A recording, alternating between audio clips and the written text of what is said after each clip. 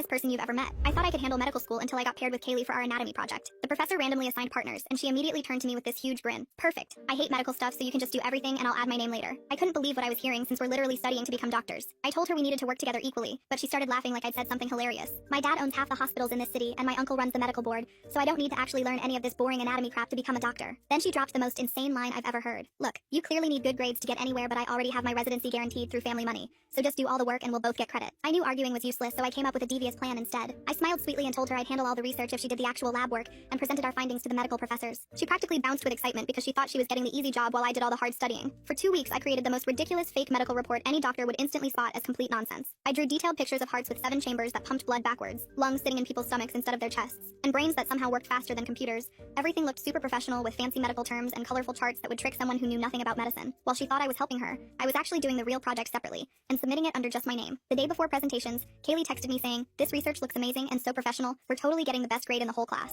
I texted back that everything was perfect, and she should feel confident about presenting our groundbreaking discoveries. Presentation day came, and Kaylee showed up in an expensive white coat with her last name stitched in gold letters, ready to impress everyone with her family connections. When our turn came, she walked confidently to the front of the room full of real doctors and medical students. She started her slideshow by announcing that our project had made incredible medical breakthroughs that would revolutionize modern medicine and probably win Nobel Prizes. I sat in the back watching as she confidently explained how we discovered that human hearts actually have 7 chambers arranged in spirals that make blood flow backwards through the body at twice the normal speed. Students around me started whispering and exchanging confused looks while the doctors leaned forward, concerned and alarmed. She kept going with complete authority, telling everyone that lungs are naturally supposed to be located in people's stomachs, and that every medical textbook for the past 300 years has been documenting organ placement completely wrong. The room got eerily quiet as she moved to her next slide, showing nervous systems that supposedly transmit signals faster than lightning and somehow allow humans to think at superhuman speeds. One student behind me whispered, "Is she serious right now?" while a resident in the front row actually stood up and started walking toward the exit. Kaylee noticed none of this and continued presenting our revolutionary discovery, that human stomachs actually digest food in reverse chronological order, starting with waste products and ending with nutrients. By the time she finished explaining how we found evidence that human blood naturally flows upward against gravity through some previously unknown biological force,